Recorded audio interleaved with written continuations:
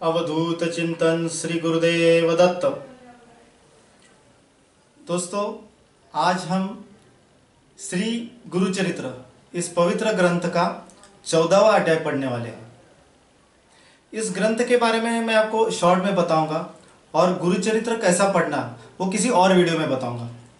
लेकिन मैं आपको बहुत ही इम्पोर्टेंट चीज़ जो हर वीडियो में कहता हूँ वो सबसे पहले आज कहना चाहता हूँ। इस पवित्र ग्रंथ को किसी भी जाति का इंसान पढ़ सकता है, पुरुष और स्त्री दोनों पढ़ सकते हैं। आपको ऐसे कुछ लोग दुनिया में जरूर मिलेंगे या धार्मिक स्थलों पे मिलेंगे, नहीं आप इस जाति के हो या आप उस जाति के हो, आप यह श्री गुरुचरित्र ग्रंथ नहीं पढ़ सकते। आप उन्हें सीधा बताइए कि ये जो मानव बानव के बीच में जाति का भेद, प्रांत का भेद, ये जो बनाया है ये इंसान ने बनाया है। यह भेद भगवान ने नहीं बनाया और यही हमारे जातिवाद के कारण हमारे धर्म का बहुत बड़ा नुकसान हुआ है। आप उनको सीधा बताइए, मैं पढ़ने वाला हूँ, आप रोकने वाले कौन होते? और उनको आप और एक दाखला दीजिए। उनको कहना कि भारत में लोकशाही है, भारत देश चलता है भारत की राज्य घटना से, जिसे संविधान कहते हैं या इंग्लिश में कॉन्स्टिट्यूशन ऑफ इंडिया कहते हैं। और भारत की राज्य घटना हर इंसान को समान अधिकार देते हैं, किसी भी जाति का हो, किसी भी प्रांत का हो या स्त्री अथवा पुरुष हो। इसलिए श्री गुरुचरित्र कोई भी इंसान, स्त्री अथवा पुरुष पढ़ सकता है। अब यह जो पवित्र ग्रंथ है श्री गुरुचरित्र, अंदाजे 550 साल पहले श्री सरस्वती गंगाधर जी ने लिखा है। इस तस्वीर में आप देख रहे हैं, यहाँ पे त्रयमूर्ति दत्त महाराज दत्त जी की तस्वीर है। और ये जो छोटा फोटो है, शायद इतना क्लियर आता नहीं होगा कैमरा में। तो क्या हुआ, दत्त जी का जो पहला अवतार था त्रयमूर्ति दत्त था, जो अनुसया माता के पेट से जिन्होंने जन्म लिया। उसके बाद जो दूसरा अवतार कहा जाता है वह था श्रीपाद श्री वल्लभ जी।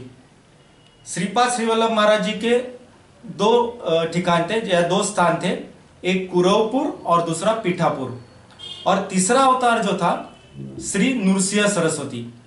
श्री नृसिंह सरस्वती जी के ठिकान था या जगह थी, एक था गाणगापुर जो कर्नाटक में गुलबर्गा के पास में है, और महाराष्ट्र में दो जगह है, एक वाड़ी या नरसोबा की वाड़ी और औदुंबर वाड़ी। तो ये जो छोटी तस्वीर है ये नृसिंह सरस्वती महाराज जी की है, और वहां पे नीचे जो पादुका है वो गाणगापुर की पादुका है, जिनको निर्गुण पादुका कहते हैं। तो आइए दोस्तों, हम 14वां अध्याय पढ़ना शुरू करते हैं।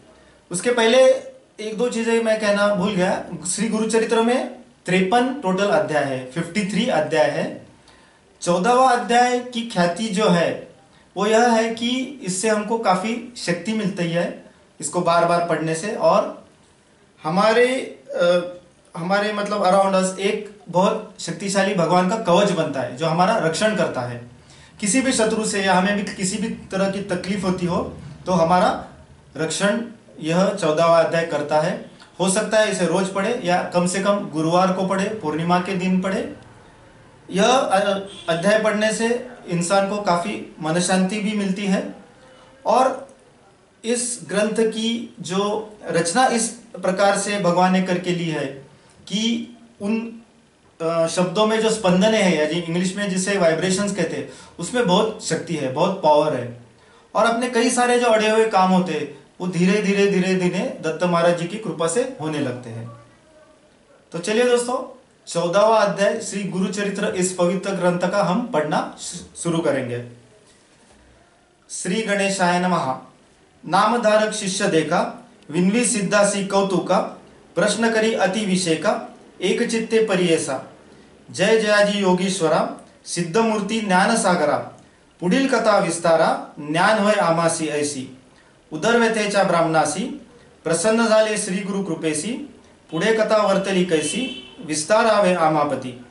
ऐकोनी शिष्याचे वचन, संतोषे सिद्ध आपण, गुरुचरित्र कामधेनु जाण, सांगता झाला विस्तारोनी। ऐक शिष्या शिरोमणी, भिक्षा केली तेचे भुवनी, त्यावरी संतोषोनी, प्रसन्न झाले परियेसा। श्री गुरु भक्तीचा प्रकार, पूर्ण जाणे द्विजर, पूजा केली विचित्र, म्हणोनी आनंदे परियेसा, तया सायनदेव द्विजासी, श्री गुरु बोलती संतोषी, भक्त व्हावे वंशोवंशी, माझी प्रीती तुझवरी. ऐकोनी श्री गुरुचे वचन सायनदेव नमन करून, माथा चरणी ठेवून नमिता झाला पुन्हा पुन्हा. जय जयाजी सद्गुरु, त्रिमूर्तीचा अवतारू, अविद्यमाये दिससी नरू, वेदा अवचरू तुझा महिमा. विश्वव्यापक तूची होसी, ब्रह्मा विष्णू व्योमकेशी, धरिले स्वरूप तू मानवासी, भक्तजन तारावया. तव महिमा वर्णावयासी, शक्ती केंची आमासी, मागतो एक तुमासी, कृपा करणे गुरुमूर्ती.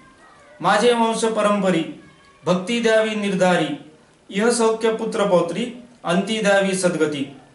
ऐसी विनंती करुणी, पुनरपी विनवी करुणावचनी, सेवा करीतो द्वारी येऊनी, महाक्रूर असे तो. प्रतिसंवत्सरी ब्राह्मणासी, घात करीतो जो बहुवसी, याची कारणे आमासी, बोलावे तसे परियेसा. जाता तया जवळी आपण, निश्चय घेईल माझा प्राण, भेटी झाली तुमची म्हणून, मरण कैंचे आमासी. संतोषोनी श्री गुरुमूर्ती, अभय देती तयापती, विप्रमस्तकी हस्त ठेविती, चिंता न करी म्हणून या.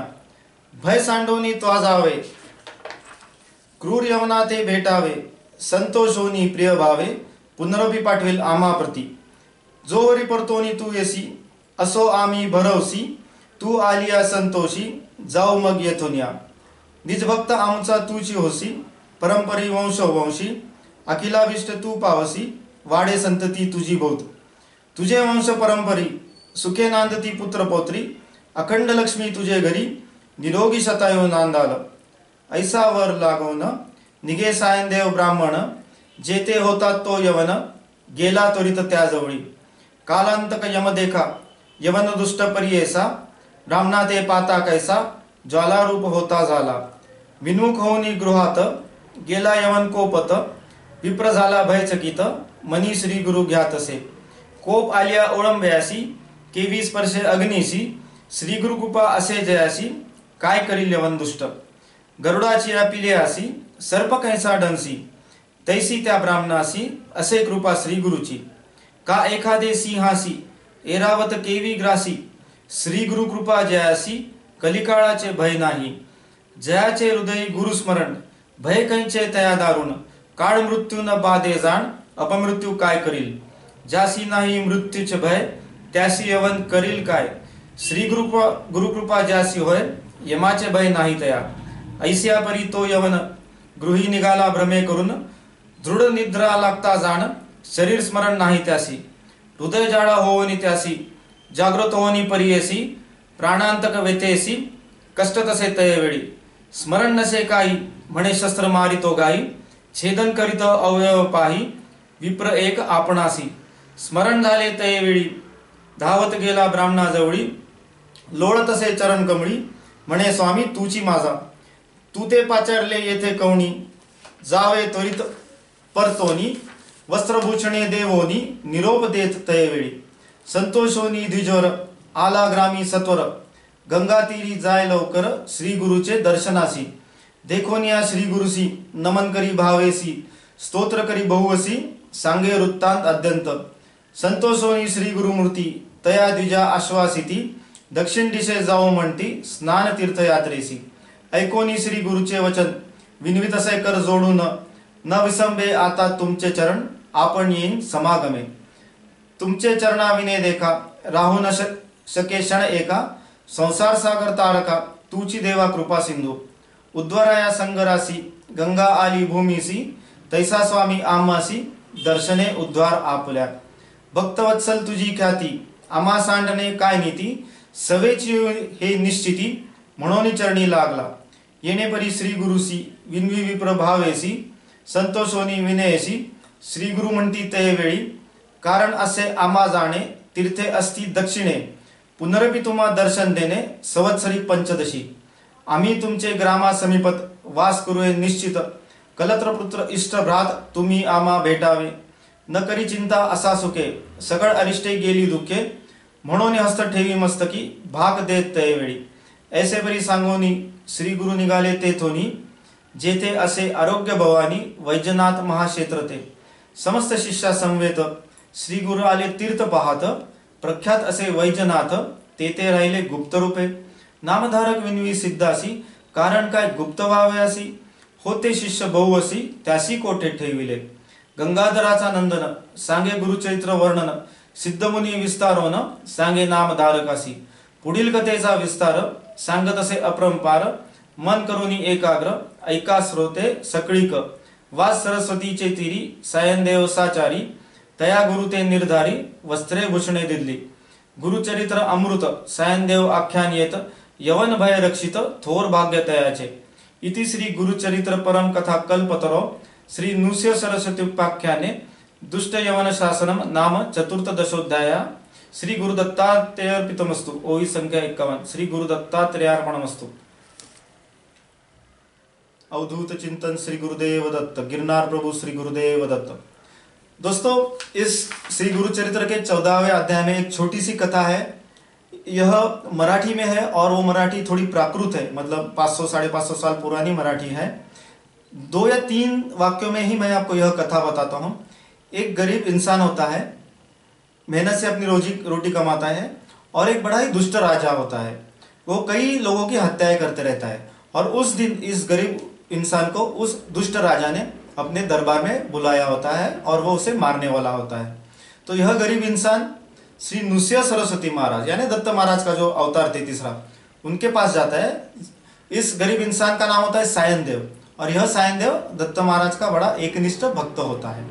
तो उनको कहता है कि ऐसा ऐसा राजा ने मुझे बुलाया है और मुझे मारने वाला है। तो नृसिंह सरस्वती महाराज मतलब दत्त महाराज उसको कहते हैं, बेटा डरना नहीं, यह राजा तुझे कुछ नहीं करेगा और तू सुखरूप मेरे पास वापस आएगा। जब तक तू वापस नहीं आएगा मैं यहीं पे रुका रहूंगा। वो राजा को मिलने जाता है। राजा को उसको देख के पता नहीं क्या हो जाता है, इतना गुस्सा आ जाता है। वो अंदर जाता है और उसको अचानक नींद लग जाती है। उसको जब दुष्ट राजा को नींद लगती है तो उसको बड़ा ही भयानक सपना पड़ता है, और उस सपने में कोई उसे तलवार से या हथियार से उसके हाथ पैर काट के उसके शरीर के टुकड़े टुकड़े कर रहा है, ऐसा उस दुष्ट राजा को सपने में दिखता है। तो राजा चिल्लाते उठता है, रोते डरते, उसके आग में लाई लाई आग होते रहती है। और फिर उसको अचानक याद आता है, अरे हमने तो इस श्री गुरु के भक्त को बुलाया है। तो उसके पास बड़ी नम्रता से जाता है, बोलता है मुझे माफ कर दो, उसके पैर पड़ता है और उसको वस्त्र आभूषण देके मान सम्मान के साथ वापस लौटाता है। तो इस तरह से श्री गुरु दत्त महाराज अपने भक्तों का बड़े ही कठिन या विकट समय में भी कैसे संरक्षण करते हैं, इस 14वां अध्याय हमको दर्शाता है। इसलिए मैं मेरे वीडियो देखने वालों को एक नम्र विनती करता हूं, जब भी आपको वक्त मिले श्री गुरुचरित्र ग्रंथ खरीदे, या इसके 6 सिलेक्टिव अध्याय भी मिलते हैं जिसको षष्टामृत बोलते हैं, जिसमें 6 अध्याय होते हैं। तो उसमें से भी आप 14वां अध्याय जरूर पढ़िए और अनुभव देखिए आपकी जिंदगी में कैसे कैसे बदलाव आते हैं। मैं रुकता हूं दोस्तों। अवधूत चिंतन श्री गुरुदेव दत्त। गिरनार प्रभु श्री गुरुदेव दत्त।